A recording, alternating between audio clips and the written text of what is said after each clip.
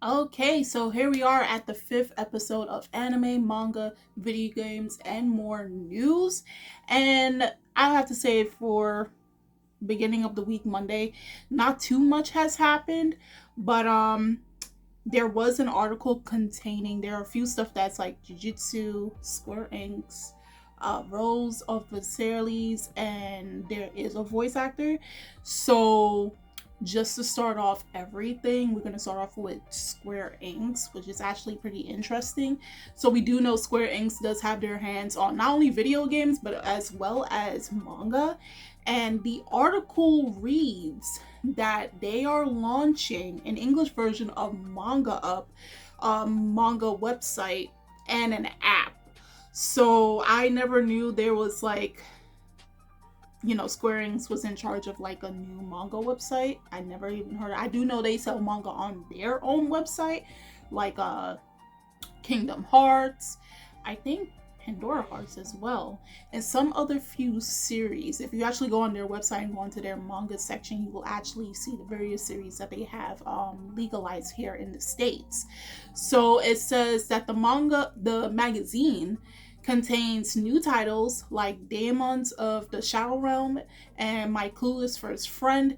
Square Enix launched an English version of its Manga Up web manga site and an app on Monday.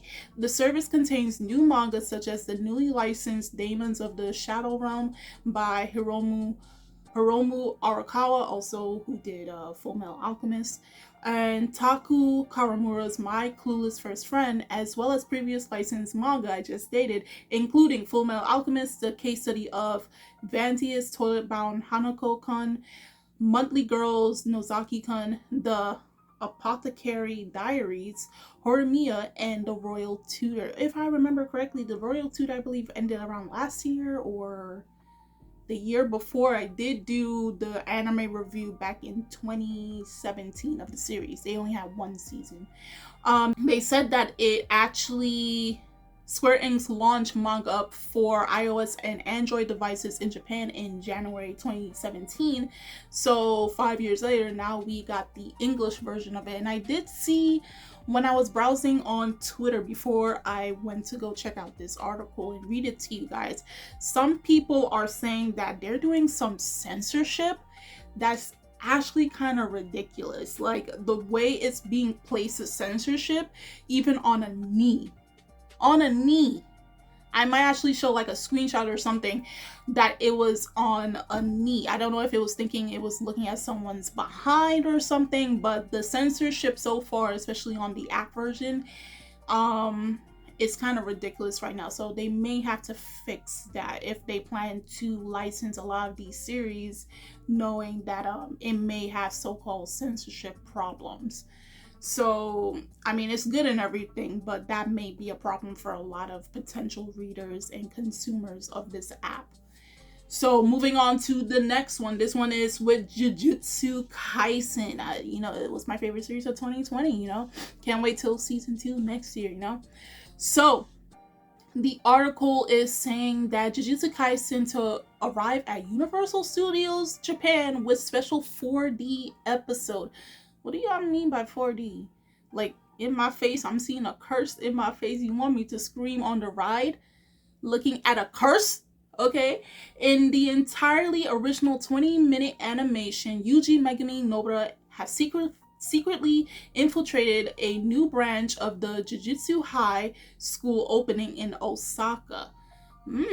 Universal Studios Japan announced Monday that it will be incorporating the Jujutsu Kaisen anime into not one, but 2 attractions at the theme park this year. That is so freaking cool. The first is Jujutsu Kaisen, the real 4D. This 4D cinema experience with all the usual wind in your face, sprays of water, and moving seats will feature an entirely original animation that is about 20 minutes long, so episode, right? The story is likewise completely new. And here's the official synopsis. It states a new branch of the Jujutsu High School is opening in Osaka, Japan. As prospective students for this new school, you are invited to the groundbreaking ceremony for the school building. According to Kuroishi, the man claiming to be the principal of the Osaka branch, This new school will be established to train Jujutsu sorcerers in order to save people from the ever-increasing number of curses that have been inflicted upon them in recent years. There is something fishy going on here. Yuji, Megami, and Nobara have secretly infiltrated the ceremony. But just as the ceremony begins with great pomp and circumstance, a terrible plot is revealed. Oh man, that looks so cool. So they do say that the second Jujutsu Kaisen theme attraction is a retooling of the roller coaster Hollywood Dream, the ride called Jujutsu Kaisen and Hollywood Dream, the ride Kakai Kitan, the first opening. This roller coaster features an inbuilt sound system that allows each individual rider to pick from a selection of songs. So, can I go on this ride? Bro, I need to go. Oh, what? You mean to tell me I'm on this ride and the ride is going to go certain ways or function in a certain way depending on the beat of the song? Bro, so you mean if I pick the first opening or I play an OST from the series itself, hell, even from the mobile game, Jujutsu Kaisen Parade, Avant by Eve, they'll play that? I need to go to Universal Studios Japan. Oh, I need to go. For the Jujutsu Kaisen collaboration, the anime's theme song, Kakai Kitan by Eve, will be available for your listening enjoyment. Jujutsu Kaisen, the real 4D, is scheduled to run from September 16, 2022 to July 2nd, 2023. When I'm not gonna buy my ticket to Japan, damn.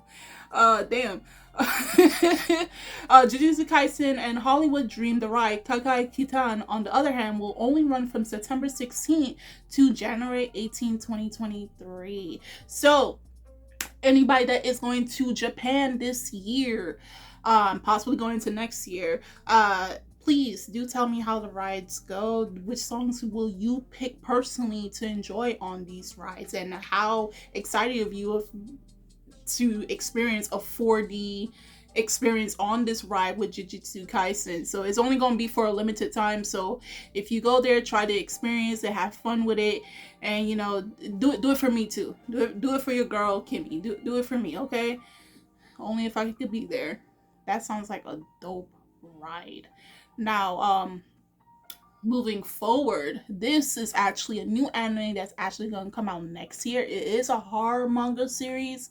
Your girl is not going to watch it. I might peep the first episode. I don't know. If it scares me too much, then I'm not going to continue on. But Dark Gathering horror manga gets TV anime in 2023. So it says that Hiroshi Ikehata directs the anime at OLM. So which series were done by OLM? I forgot what series. So it stated that Shueisha announced Tuesday that Kenichi Kondo's Dark Gathering manga will get a television anime adaptation that will premiere in 2023. Hiroshi Ikehata, who is the director, he directed series like FLCL or Fooly Cooly Progressive, Kirato Piri-chan, and Space Battleship Teramisu. He is going to direct this anime at OLM. And they show like the key visual, and also you can watch the promotional video on YouTube. And they say that Kondo, who also created series as Chair Danshi and Go Breakers, launched the manga in Shueisha's Jump SQ magazine in March 2019. Shueisha published the manga's 9th volume on March 4th and will publish the 10th volume on August 4th. So next week Thursday is going to be the release of the 10th volume. So be on the lookout for that, guys. So they say the manga centers on Keitaro Gentoga, who has the ability to be a spirit medium. In junior high school, he got someone else wrapped up in a spirit possession incident, and he has been a shut-in for more than 2 years. Ooh, as he reintroduces himself to society as a private tutor. So he's a middle school dropout. Okay.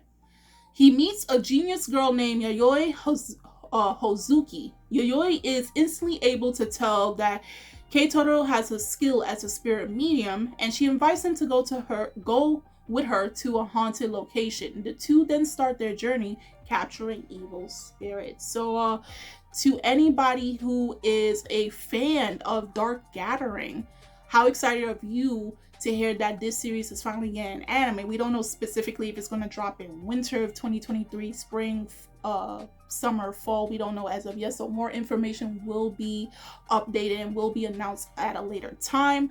But so far it's greenlit to get an anime next year. So congratulations to all Dark Gathering fans that your series is finally getting an anime adaptation. Hopefully it's done well, and knowing the person who's going to direct it, it probably won't be really too bad.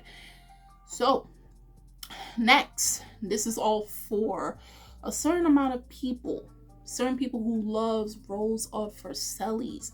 It is celebrating its 50th anniversary with massive art exhibitions. So I do know the Rose of Versailles manga was published between the years of 1972 to 73, and it was like a groundbreaking manga in the shoujo demographic at the time, and it did have an anime in the late 70s and ended in the early to mid 80s. And then they had stage plays, and they had manga, and then they had another manga that ran like in the 2000s. I don't know if it was like a later adaptation or like a I think it was a sequel from the original manga, or like a reboot version or something of that sort, that ran until 2018, I believe, from 2013 to 2018. So it's saying that the Rose of Versailles will be celebrating its 50th anniversary with a new exhibition in Tokyo from September 17th to November 20th, 2022 at the Tokyo City View, with a follow-up showing in Osaka from November 30th to December 12th at the Hankyu Umeda Gallery. And they're showing a picture of how it would look like, what it would look like with participants there, and the pictures are hanging up, and it looks really fantastic. The exhibition will be divided into 5 areas.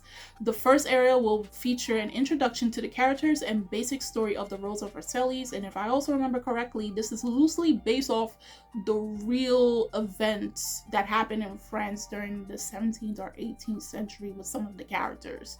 Okay, and they're showing more pictures. The next area will exhibit around 180 paintings and drawings related to the Samuel Ryoko Ikeda manga, and feature a recreation of Oscar's dress. The third area will display various costumes and props used in the Takaraizuka review stage adaptations of the story, while the fourth area will revolve around the anime adaptation and even include some original cells. Ooh, that's nice.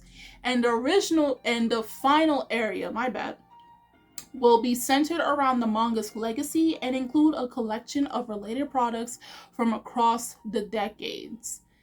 The ticket price and purchase method will be announced at a later date, and that's understandable because it starts all the way in September and everything, so around probably next month, that's when they'll start doing ticket prices and everything. So for fans of the Rose of Versailles, there is going to be an exhibition starting in almost 2 months, less than 2 months. So it's going to be from September to November of this year, and there's going to be like 5 areas that you can check out through the whole exhibition till the very end. And I can't believe it's already 50 years since this series was serialized. God, 1972 to 2020. Yeah, that's 50 years. That is 50 years. Hey, congrats, man. Okay, and we're going to end it off here. It was pretty short, but there wasn't a lot of news that really came out. But to end it off here, it's kind of sad news, and this does deal with a voice actor. So it says that voice actor Shun Horie is diagnosed with COVID-19, and if you think about it, there's a lot of voice actors. I keep seeing a lot of news, a lot of Japanese voice actors or actors, especially stage play actors, a lot of them are coming down with, being diagnosed with COVID-19. Like, it's almost every other week or something I'm hearing someone has caught the virus or something. So they say Horie will not attend Hanadol event on July 31st. That's next week, Monday or Sunday. Shun Horie and his talent agency Raccoon Dog announced on Wednesday today that Horie has been diagnosed with COVID-19. He took a PCR test in advance for an event on Monday and tested positive on the next day. He is asymptomatic and is receiving treatment at home under the guidance of the health center. Horie will not attend Hanadol in Compla Antonio Ethnos stage event 2022 event for the Hanadol franchise on July 31st. He is known for his roles in Rent a Girlfriend. He played Kazuya. He played Sato or Ichiro in Death March to the Parallel World, Rhapsody. He played Wrath in Juni Tensei? What? And I watched that. He played Cyril in Seven Deadly Sins and Kai in World Trigger. So, and he plays Setsuna in the Hanadol franchise. So hopefully, Shun, I hope you get better. I think he's probably going to be out for the next few weeks until, you know, his results get back better and comes out negative and everything, so he can get back to work. But all to the best, quick, speedy recovery for you and to those who works in your agency. Guys, do tell me in the comments on what news stood out to you the most. Was it Square Enix with, you know, the app with their manga up now translated, fully adapted into English? And how are you guys feeling about the app? Because like I said before, their censoring of series is kind of weird, and from what I've heard, the rating on the app on the iOS or gameplay store is not looking very good. So do tell me how you feel about that. How do you guys feel about the Jujutsu Kaisen 4D ride that's going to happen later this year? Anybody that's in Japan, do you plan to go buy tickets to go enjoy that ride? For anyone that is a Dark Gathering manga fan, how do you feel about hearing the news that this series in particular is going to get an anime come next year? And how do you feel about the studio that is going to produce it? Because I personally have nothing against OLM, but you know, everybody else's opinion is different. As well as for fans of the Rose of Versailles, it is celebrating its 50th anniversary. 50th anniversary. That's a landmark. That is something worth celebrating. And finally, for, you know, all my voice acting enthusiast fans, how do you feel about Shun catching COVID and everything? I know it sucks. Probably a lot of you were excited about him being at the event come this Monday, but unfortunately he's not going to be there. But we could just only wish him the best of luck to stay positive in this time, and you know, just get back on his feet as soon as possible and to be healthy, you know. So with that being said, the links are in the description box, so you guys go check that out. And I'm Kimmy, channel of Anime Legends, and I will see you guys later. Bye.